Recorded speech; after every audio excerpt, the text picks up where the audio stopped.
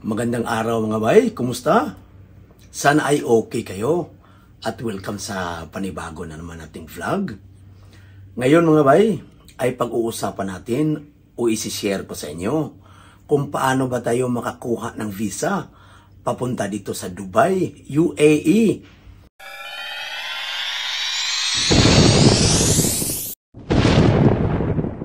Marami kasi sa ating mga kababayan dyan na nagbabalak na pupunta dito sa Dubai para mamasyal at saka yung iba naman ay bibisitahin nila ang kanilang mga kamag-anak na nandito sa abroad. Either yung parents nila andito, yung iba naman mga kapatid nila, at saka yung iba naman yung asawa nila nandito na gusto nilang bibisitahin. Yon. So pag-uusapan natin to ngayon mga bay, kung paano ba tayo makakuha ng visa papunta dito. So disclaimer lang mga baya, hindi po ako nagtatrabaho sa mga travel agencies. Kumbaga, personal kong experience o personal kong kaalaman ang isi-share ko sa inyo ngayon. Okay? So ito mga bay, mayroon po tayo 2 types of visa mga bay, dalawang klaseng visa kung tayo ay pupunta dito sa Dubai. Yung isa ay yung tourist visa at saka yung isa naman ay visit visa. Yon. So unahin muna natin mga bay, ang tourist visa. So kung ikaw ay yung balak mo ay mamamasyal ka lang dito sa Dubai, wala kang imimit na mga kamag-anak mo, mga kaibigan mo, ang kunin mong visa ay tourist visa. Yon. So saan ba tayo makakuha or paano ba tayo makapag-process ng ating tourist visa? So ito mga bay, makakuha tayo nitong visa na ito sa mga travel agencies. So ito mga bay, piliin lang natin mga bay na yung agency na puntahan natin ay simple, legit. Mahirap na mga bay, may scam tayo. Yung mga mayroon na tayong mga kakilala, mga kaibigan na nakakuha na ng visa sa agency na yan, ay doon tayo pupunta mga bay kasi sigurado tayo na legit yung agency na yan. Tip ko lang sa inyo mga bay kasi mayroong mga agency na ticket lang yung pinaprocess nila, tapos yung ibang mga agencies naman ay visa lang yung pinaprocess nila. Mas maganda mga bay, yung puntahan ninyong agency ay nagpaprocess sila ng parehong ticket at saka visa na rin. Kasi para isang puntahan lang mga bay. Kasi for example, gusto mong magpa-rebook or gusto mong magpa-change ng schedule ng inyong flight, ay siyempre, madali lang yung pagpa-change mo ng schedule mga bay ba? Kasi siyempre, isang office lang yung puntahan mo. Kasi siyempre, sila yung nag-process sa inyong ticket, at the same time, sila na rin yung nagpa-process ng inyong visa. Yun ang tip ko sa inyo mga bay. So ito mga bay, yung mga basic na mga requirements pag tayo ay kukuha ng tourist visa. Yon. So unang-una mga bay, yung ating passport, make sure mga bay na at least 6 months yung validity ng ating passport. Yon.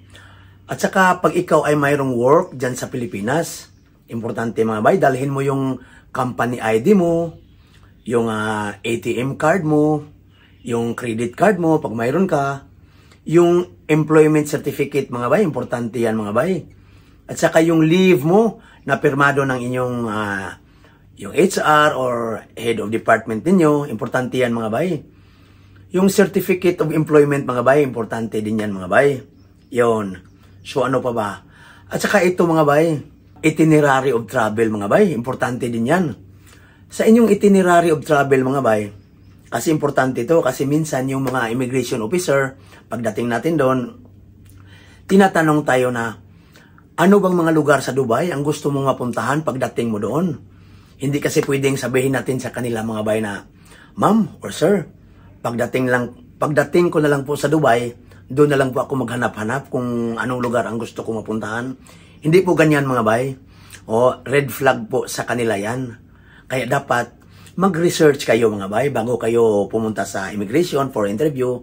Mag-research kayo para malaman ninyo or alam na ninyo kung anong mga lugar sa Dubai ang gusto mong mapuntahan. Gumawa kayo ng itinerary of travel mga bay. Yon. Tapos ito pa mga bay, Hotel booking mga bay, huwag ninyong kalimutan yan mga bay. Importante din yan, siyempre. Kasi turista ka dapat may hotel booking ka. I-memorize ninyo mga bay yung pangalan siyempre ng hotel, address ng hotel, at saka kung ilang days ka mag-stay sa hotel na yan mga bay. Kasi tatanungin ka ng immigration officer yan mga bay. Yon. Tapos ito pa mga bay, ang inyong returning date o kung kailan yung balik mo sa Pilipinas, importante din yan. Dapat din yung i-memorize yan mga bay. Kasi hindi pwede pag tinatanong ka ng mga officers na kailan ang balik mo sa Pilipinas.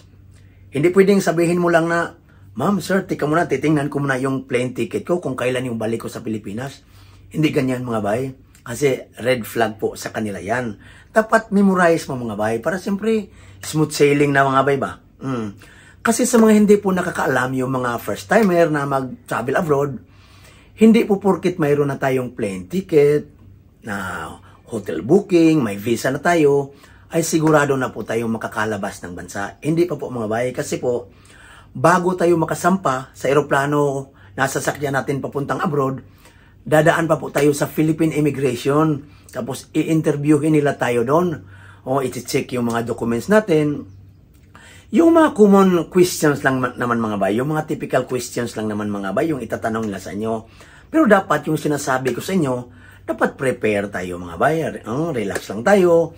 Turistang-turista yung dating natin mga bay. Para simply kapani-paniwala mga bay na mag-tourist na tayo mga bay. Can afford tayo mga bay. Simply, di ba?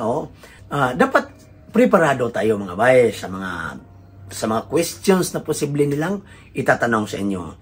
So, yun mga bay, dapat tayong mag-prepare mga bay. I-prepare natin ang ating mga sarili mga bay for interview sa immigration officers. Iyon mga bay.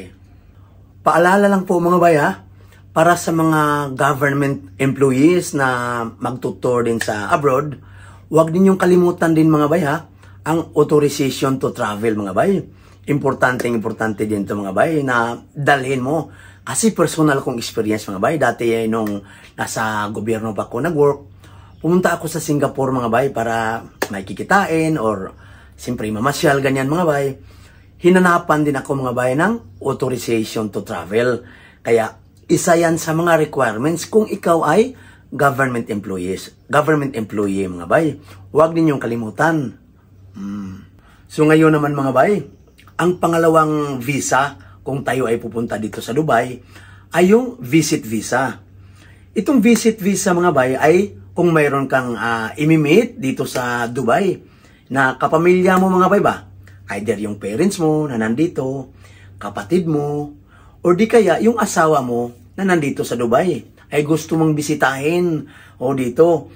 Ang kunin mo visa ay visit visa mga bay. So ito mga bay, saan ba tayo makakuha ng visit visa? Ito mga bay, ang sponsor mo na ang mag-process ng visa. Pati ticket mo mga bay, yung sponsor mo na yung mag-process nito. Example, nandito yung asawa mo sa abroad, siya yung sponsor mo, kumbaga, yung asawa mo. Or di kaya yung parents mo nandito sa abroad, sila na po yung maging sponsor mo. At saka sila na mismo yung magpa-process ng inyong visa, pati ticket mga bay. Tapos, isi-send lang nila sa inyo through email para pwede mo nang i-print mga bay para mayroon po tayong hard copy. Siyempre pag alis natin sa airport o sa immigration, mayroon tayong ipapakitang hard copy sa kanila. Yon. So ano-ano ba mga bay ang mga basic na mga requirements nito? Kung ikaw ay ang hawak mo ay visit visa. Unang-una mga bay, mag-inquire ka, magtanong ka sa inyong sponsor kung ano-ano bang mga documents ang kailangan mong i-prepare kasi alam na alam nila yan. Pero ito mga bay, share ko din sa inyo. Siyempre, ang unang requirements nito mga bay ay siyempre ang inyong passport valid at least 6 months mga bay. Yon. Tapos siyempre, yung yung affidavit of support mga bay, importante din yan mga bay, na galing sa inyong sponsor. Yung invitation letter mga bay, importante din yan. Galing din yan sa inyong sponsor. Yung contract verification mga bay ng inyong sponsor. Xerox copy lang mga bay ba? Yung kailangan mo. Yung passport ng inyong sponsor. Yung Emirates ID ng inyong sponsor. Yung mga photocopy lang mga bay ba? Yung proof of relationship mga bay, magdala ka ng birth certificate, ganyan, kung mayroon ka mga pictures, ganyan, dalhin ninyo mga bay. At saka kung ano-ano pang mga legal documents ng inyong sponsor, ay dalhin mo yan mga bay. Photocopy lang kumbaga mga bay ba? Kasi posibleng hahanapin yan sa immigration officer mga bay. Oo, yun. So, yung katulad sa akin mga bay, visit visa din yung entry ko dati. Yung sponsor ko ay yung asawa ko. Kumbaga siya na yung nag-process sa visa ko, yung ticket ko, yan. Pero pagkatapos, pinadala na niya sa akin para ma-print ko. Mayroon akong hard copy. Kumbaga, hinanapan din ako mga bay sa immigration ng marriage certificate kasi asawa mo, yung sponsor mo. Hinahanapan po ako ng marriage certificate. Tapos, mga photos mga bay sa kasal namin, hinanap pa nga sa Philippine Immigration Officers. Tapos, tinanong nila ako kung kailan kami kinasal, kung saan kami kinasal, kung sino yung pari na nagkasal sa amin, ganyan. Yung mga basic mga bay ba, yung mga common question mga bay ba, patungkol sa inyong marriage certificate, dapat mong i-familiar, dapat mong i-memorize mga bay. Kasi, tatanungin po kayo niyan. O patunay na totoo po yung mga documents mo na piniprepare or yung dinala mo mga documents mga bay. Yun. At saka ito mga bay, yung mga requirements mo mismo. For example, ikaw ay may work sa Pilipinas. Dalhin mo na rin yung company ID mo, employment certificate mo, kung mayroon kang credit card, dalhin mo. Yun, tapos yung leave mo, huwag ninyong kalimutan, pirmado sa inyong department. Tapos, pag ikaw ay government employee, huwag ninyong kalimutang magdala ng authorization to travel. Kasi isa din yan sa mga importante mga bay. Hahanapin po yan sa immigration officers natin. So yun mga bay. So mga bay, hanggang dito na lang po muna ang ating vlog ngayon. At sana ay may nakuha kayong mga informasyon patungkol sa mga requirements sa pagkuha natin ng visa, either visit visa o tourist visa. Yun mga bay. At saka kapag bago ka pa lang sa channel namin, please don't forget to like and subscribe. Keep safe mga bay. And God bless everyone. See you sa susunod na naman nating mga vlogs. See you mga bay.